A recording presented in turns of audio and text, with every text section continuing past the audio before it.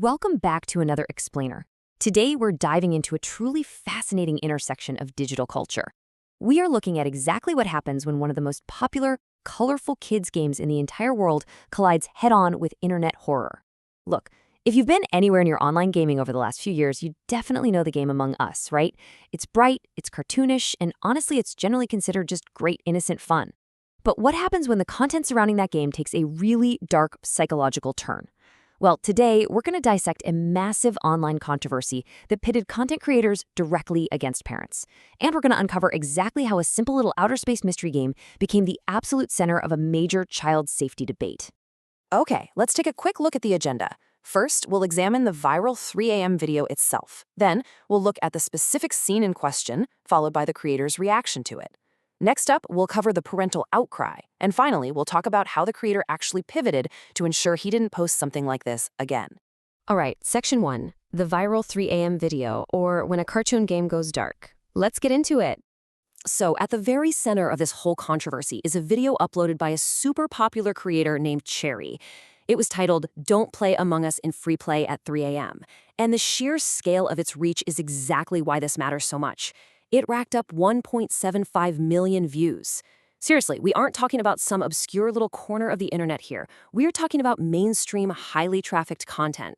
When a video reaches nearly 2 million viewers, and keep in mind many of those are young fans of the game, the impact of that suspenseful narrative is amplified exponentially. Chary wasn't just, playing a normal round of the game.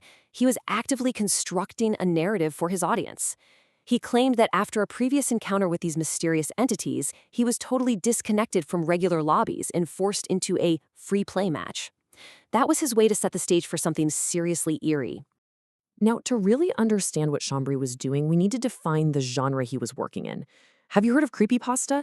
Basically, these are user-generated horror stories that subvert popular, often really innocent media, and then they spread virally online. The whole appeal of a creepypasta is taking something you implicitly trust, like a friendly, cartoonish video game character, and just twisting it into something super unsettling. It's kind of like a modern-day digital campfire ghost story. And in this specific case, Chary was using the totally recognizable, colorful aesthetic of Among Us to craft this deeply spooky narrative about characters he called Dummy Zero and Dummy X. Moving on to Section 2, the scene in question, featuring Dummy Zero and Dummy X. Okay, so the crucial point of this video is a really carefully constructed climax in that free play mode. Now, keep in mind, the game itself doesn't actually do what we are about to describe. This is a completely fabricated narrative designed by the creator to simulate a haunted game file. So Chary guides his character over to the security cameras, and that triggers a sequence of escalating psychological horror. Step 1, the security monitors totally glitch out. Step 2, instead of regular gameplay, the screen shows Dummy Zero and Dummy X, and they're seemingly holding hands just watching the player. Step 3, the in-game lights permanently fail, plunging everything into darkness. And finally, Step 4, these reanimated test dummies actually begin wandering the dark corridors. I mean, it's a classic horror sequence methodically designed to make the viewer feel completely trapped.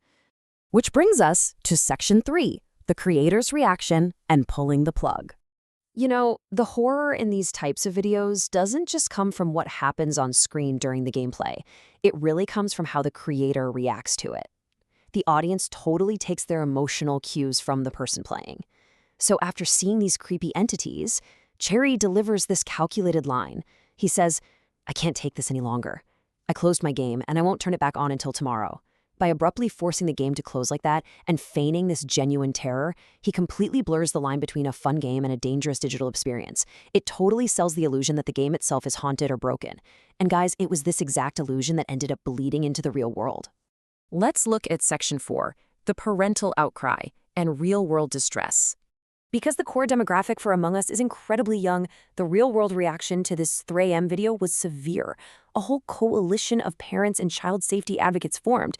Just take this quote from Sarah Jenkins, who is a mother of 2 from Manchester. She stated, "My 8-year-old was terrified to go to sleep after watching this. The game looks bright and innocent, but these videos twist it into something dark, psychological, and entirely unsuitable. The imagery of characters holding hands right before a jump scare or total darkness is designed to unsettle young minds." Honestly, that quote right there perfectly encapsulates the genuine distress caused when this kind of subverted psychological horror is consumed by an audience that is just way too young to distinguish between a fun game and a fabricated creepypasta. And this highlights a massive, absolutely crucial psychological safety concern: bypassing traditional parental control filters. Child psychologists were quick to point out that because these videos use benign tags, really cartoonish thumbnails, and the actual titles of a kid-friendly game, the algorithms out there just classify them as safe. The automated systems see Among Us, they see the bright colors, and they literally let it right through to a child's feed, entirely missing the underlying horror elements. It's a huge loophole. And finally, Section 5, Closing the Loophole, and the creator's response. So what this brilliantly illustrates is the core conflict, which basically came down to a really stark contrast and intent. On one hand, you have the actual game, rated for ages 7 and up. It's a bright, innocent outer space mystery. But on the other hand, you have this 3 a.m. video lore, which is dark, psychological, and full of jump scares and intense suspense. As the backlash grew, Chary actually realized something important. While his intent was simply to entertain his viewers with a thrilling narrative, the reality was that his young audience was seriously struggling to differentiate the fun game they loved from the terrifying fiction he had just created. But here is where the story takes a constructive turn. Instead of just continuing to exploit this content gap for engagement, Chary actually listened to the outcry.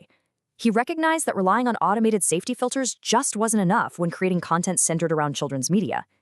Acknowledging the very genuine distress of parents and his young viewers, Chary publicly pivoted. He made a concerted effort to ensure his future content avoided crossing that line into psychological horror, making absolutely sure not to add anything like this to his channel again. Which leaves us with a really complex question to reflect on. In an era completely driven by clicks and algorithms, where does the responsibility ultimately lie to draw the line between creative gaming fiction and genuine child distress? Thank you so much for joining me for this explainer.